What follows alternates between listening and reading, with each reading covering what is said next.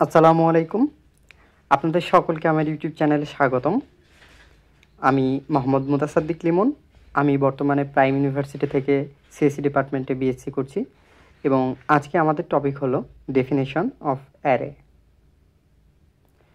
তো আজকে আমাদের আউটলাইনে থাকছে definition of array, understanding definition of array, introduction to one dimensional array. তো আজকের আউটলাইন থেকে আমরা বুঝতেই পারছি যে আমরা আজকে ডেফিনেশন নিয়েই কথা বলবো। আমরা অ্যারের বিস্তারিত আলাপ আলোচনা করব না। অ্যারের বিস্তারিত আলাপ আলোচনা করার জন্য আমরা অন্য একটি ভিডিও ইনশাল্লাহ বানাবো, তবে আজকে শুধু আমরা ডেফিনেশন নিয়ে আলাপ আলোচনা করব। তো চলুন শুরু করি। Definition of array. আমরা এই সংজ্ঞাটা থেকে দেখতে পাচ্ছি যে an array is a data structure containing A number of data values all of which are same data type।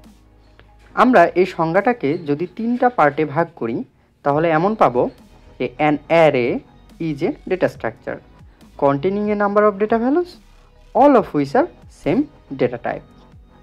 তাহলে আমরা প্রথমে যদি পিক করি an array is a data structure, an array is a data structure, তাহলে এটা থেকে আমরা কি বুঝবো? ডেটা স্ট্রাকচারটা আসলে কি?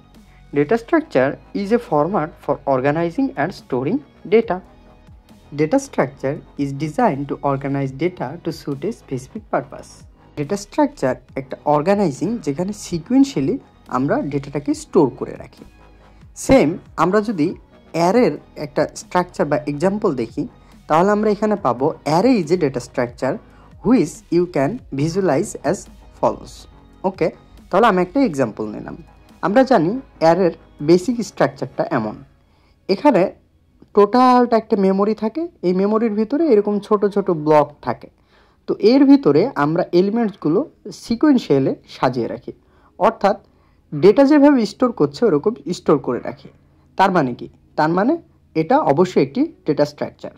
ডেটা স্ট্রাকচারের মতো অ্যারেতেও মেমোরি সিকোয়েন্সিয়ালি সুন্দরভাবে স্টোর করা হয়।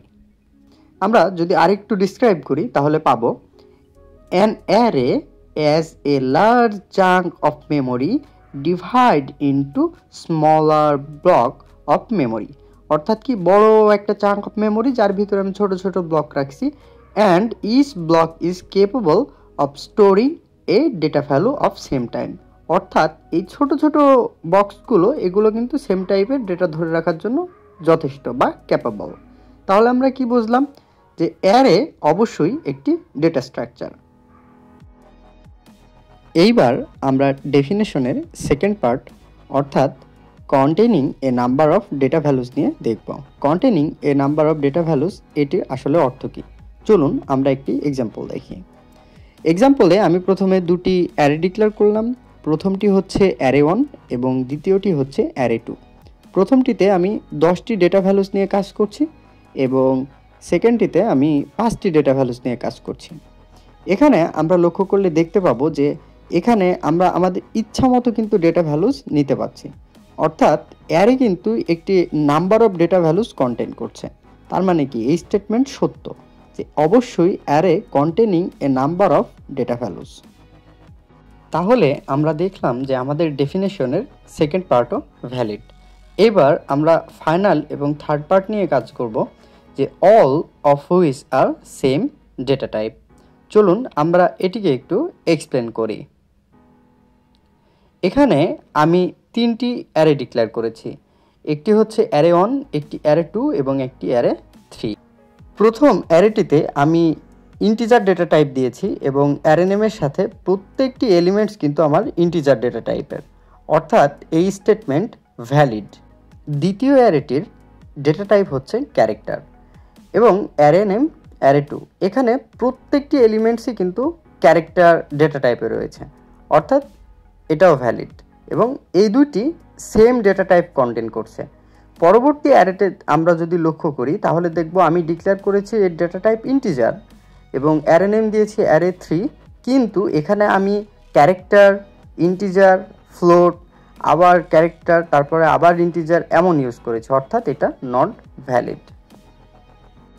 এই তিনটি উদাহরণ থেকে আমরা বুঝতে পারলাম যে একটি অ্যারের ডেটা টাইপ সবসময় সেম হতে হবে। পরিশেষে an array is a data structure containing a number of data values all of which are same data type। তাহলে আমরা একটি অ্যারের পরিপূর্ণ ডেফিনেশন পেলাম। চলুন আমরা এবার ওয়ান ডাইমেনশনাল অ্যারের একটি এক্সাম্পল দেখি। এখানে আমি অ্যারেটির ডেটা টাইপ দিলাম ইন্টিজার এবং সবগুলোই দেখবেন আমি কিন্তু সেম ডেটা টাইপ ইউজ করছি এবং অ্যারে নেম দিলাম অ্যারে এবং থার্ড ব্র্যাকেটের ভিতরে আমি অ্যারের সাইজ দিলাম 6, অর্থাৎ এখানে অ্যারের 6টি এলিমেন্টস রয়েছে এবং এর ইন্ডেক্স নাম্বার কিন্তু 0 থেকে শুরু হবে, অর্থাৎ এটি হচ্ছে 0, 1, 2, 3, 4, 5, কিন্তু টোটাল এলিমেন্টসের সাইজ কিন্তু আবার 6। তাহলে আমরা বুঝতে পারলাম যে অ্যারের ইন্ডেক্স নাম্বার সবসময় অ্যারে সাইজ -1। আমরা এই স্লাইডে অ্যারের পরিপূর্ণ একটি ডেফিনেশন পেয়েছি এবং ছোট্ট একটি ওয়ান ডাইমেনশনাল অ্যারের একটি উদাহরণ দেখেছি। আমরা এই স্লাইডে অ্যারের বিস্তারিত কোনোই আলোচনা করিনি। আমরা পরবর্তী স্লাইডে অ্যারের বিস্তারিত আলোচনা নিয়ে আসব এবং আপনাদের যদি এই বিষয়ে বা অ্যালগোরিদম বিষয়ে কোনো প্রশ্ন থেকে থাকে তাহলে ডেসক্রিপশন বক্সে আমার কন্ট্যাক্ট ডিটেলস দেওয়া আছে, আমার সাথে যোগাযোগ করতে পারেন। আপনাদের যে কোনো সমস্যায় আমাকে বলবেন, আমি ইনশাল্লাহ সাহায্য করব। এই ভিডিওটি সম্পূর্ণ দেখার জন্য আপনাদেরকে অসংখ্য ধন্যবাদ।